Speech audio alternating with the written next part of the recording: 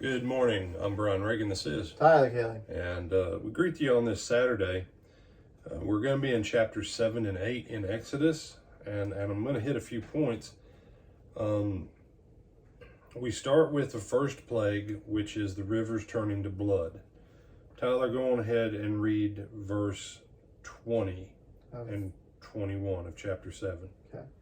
And Moses and Aaron did so just as the Lord commanded. So he lifted up the rod and struck the waters that were in the river, in the sight of Pharaoh and in the sight of his servants. And all the waters that were in the river were turned to blood. The fish that were in the river died, the river stank, and the Egyptians could not drink the water of the river. So there was blood throughout all the land of Egypt. All right. So this is not a good plague. Okay, this is not a good plague. Nope. Now read verse 22 for me, Tyler. Then the magicians of Egypt did so with their enchantments, and Pharaoh's heart grew hard, and he did not heed them as the Lord had said. All right. And then, grab 23 too, just on principle. And Pharaoh turned and went into his house, neither was his heart moved by this.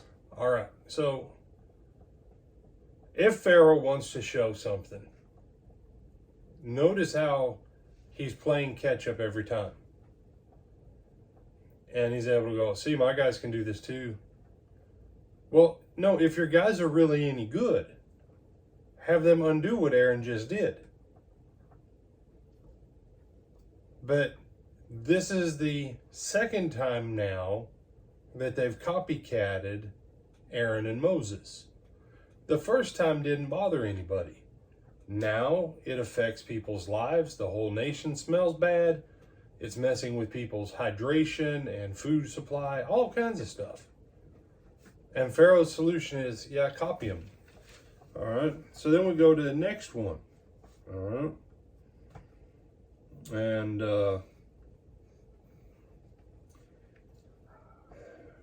chapter 8, 5 through 7, Tyler. And the Lord spoke to Moses, say to Aaron, stretch out your hands with your rod over the streams, over the rivers, and over the ponds, and cause frogs to come up on the land of Egypt.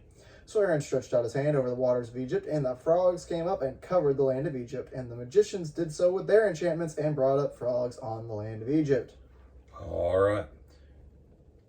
So, we have a lot of frogs here in this community. Yes, we do. A lot. I mean, you can accidentally, close a frog in your door. Mm-hmm. Or several. Or several, because, you walk in, you close the door because you're coming in at night. One's the door jam. And all of a sudden, there's a frog in the door jam. And it's like, seriously, where'd you come from, frog? Mm-hmm. There were no frogs anywhere on the porch. Nope. When I stepped on to the porch. Nope. Boom, there's one right there. Them and lizards. Mm. So I squish way more frogs than I squish lizards. Yeah. So. Well, yeah, because lizards move faster. Smart. Okay. Exactly. I don't know if they're smarter, but, They at least move. So again, Pharaoh says what? Well, hey, you my magician guys, you make a bunch more frogs come too. Seriously? So double the problem. Great. Double the problem. Now, here's the real kicker. Pharaoh knows that he's already outgunned. Read 8, Tyler. 8:8. 8. Then Pharaoh called for Moses and Aaron and said, entreat the Lord that he may take away the frogs from me and from my people, and I will let the people go that they may sacrifice to the Lord. All right. And verse 13 and 14, Tyler. 13 and 14. So the Lord did according to the word of Moses, and the frogs died out of the houses, out of the courtyards, and out of the fields. They gathered them together in heaps, and the land stank. All right.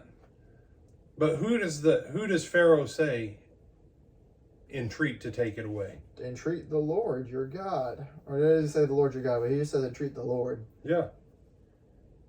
So Pharaoh knows his guys can duplicate bad, but they can't undo it. Mm-hmm. All right. Now you'd think. Verse 19. What does his magician say? Then the magician said to Pharaoh, this is the finger of God. But All right. So we'll stop. Now go back. Now pick up 16 through 18, Tyler. So the Lord said to Moses, say to Aaron, stretch out your rod and strike the dust of the land so that it may become lice throughout all the land of Egypt.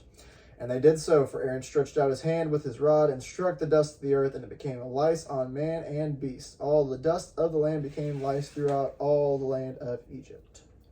And 18. And now the magicians so worked with their enchantments to bring forth lice, but they could not. So there were lice on man and beast. Uh-oh. So here we hit the third one. Now we see, like when that one guy's running a long race against another guy, and he's been talking to him while they've been running, and he goes, I need to finish the run, dude. And he just, and the other guy's like, bye. And you realize the dude that you were pacing yourself with, he hadn't even started yet. That's where that, I don't know if you ever grew up with this saying, dude, I am so far in front of you that I'm actually behind you. I've heard it. Yeah, when you used to run laps in a track. Yeah. And I remember the first time I ever saw a kid get lapped. And I was like, no. The day I saw that, I was like, of all the things that you never want to happen to you, you don't want to be the guy that gets lapped.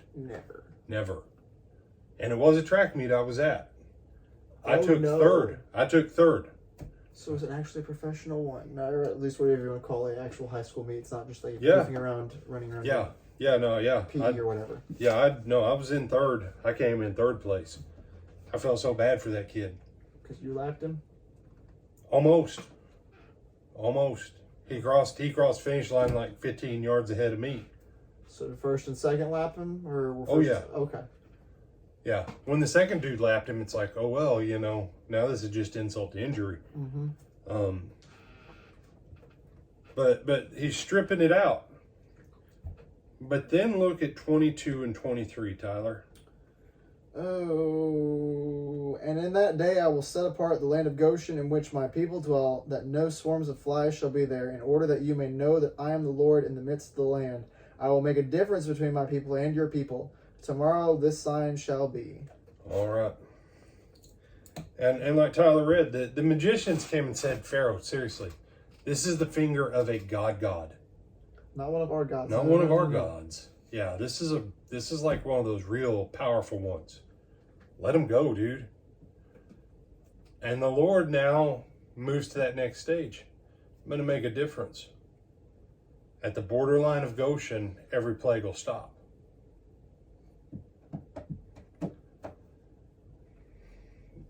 Now, if you think back the last few days, what we've been saying, sometimes, as you're moving to that next stage, it looks like the children of the devil are keeping pace with you. It looks like the children of the devil are doing just as well as you. If you quit, you're going to be stuck with the children of the devil. Moses and Aaron kept going forward. And notice that key phrase. And the Lord did according to the word of Moses. Now listen to people argue that. What you expect of the Lord and what you say the Lord will do for you makes all difference in the world. Whether you quit makes all the difference.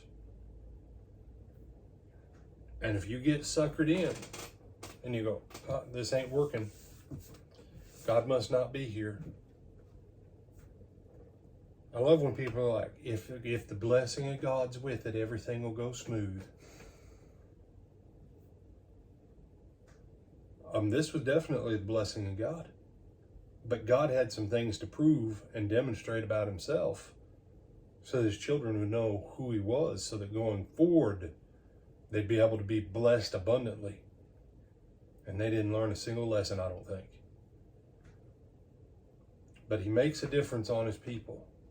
I want to say to you, in America and in other countries in the world, if you start paying attention to this, you can live in the blessing even while the land of Egypt is going through great turmoil. You're still going to be affected, but you'll still be protected by the Lord from the worst of it.